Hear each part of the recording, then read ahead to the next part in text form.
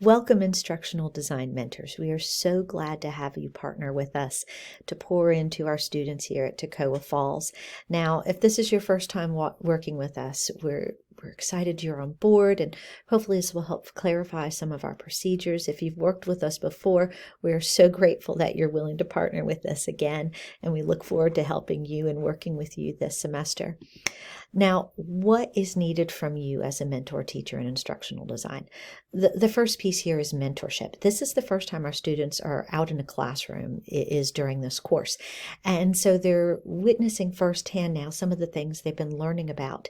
And so we want you to pour into them. They'll probably have questions. Be willing to answer them.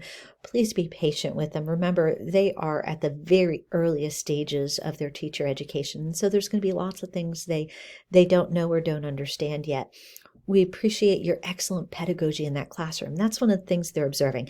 It's one thing to talk about items theoretically or even, watch a little bit as far as their interaction with their classroom teachers, but actually seeing these pieces in action in your classroom makes such a difference.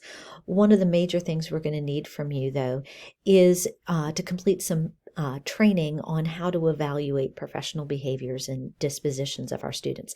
Now, we evaluate them in all of our classes, but this is the first time they'll be evaluated by someone outside of Toccoa Falls. And this is really impactful because you're able to examine elements of this from a classroom perspective with them in a leadership role versus what we're doing as a student role. So what you can do is simply click on the website, and this link will take you directly to your instructional training. Now, if you need to access this video or the Google Slides associated with it, if you simply click on Mentor Overview, that'll get you there. So your instructional training is right here, and we ask that you please complete this before your student enters the classroom. That way you know the types of items that you're going to be looking for and things that you might want to address or keep mental notes of as your student's working with you. So when you click on this link, it's going to take you to a Google form. And they're going to list a few scenarios for you, and the rubric for the PBDA is attached to each. Simply click it and it'll bring that up for you. After the scenario, decide how you would rate this student, and then we're going to ask you to explain your rationale. And the whole point of this is not to provide additional work for you, but to make sure we're all on the same page as far as evaluating, so the results we have are actually reliable, that we know that it's going to have this consistency across time and place when we say our students are rating in a certain way. Additionally, on this website, you'll find a link to the rubric itself.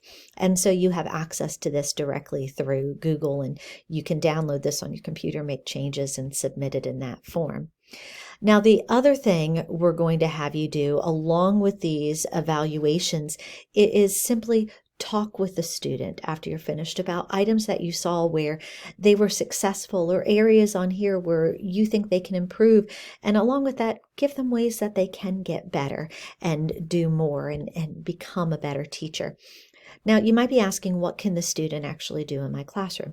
Well, they can work with small groups in your classroom. They can work one-on-one. They can assist you in any way in this classroom as far as management, preparation, maintenance. And they're going to be observing and journaling your teaching practices all at the same time. However, there's some things that these students cannot do. Number one, they cannot teach a lesson. This is their first course, and they are actually learning right now how to write lessons. You're showing them what it looks like on the implication side, on how you apply what they've written and how that looks when it transforms into an actual tangible lesson.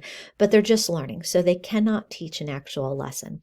They also cannot be left alone to supervise a classroom. We ask that you be present in the room at all times with the student. Additionally, we just ask that if you have questions or concerns, that you bring those to us directly. You can either contact their supervising professor, or you can contact myself, Dr. Lisa Glover, or Professor Lori Rose. And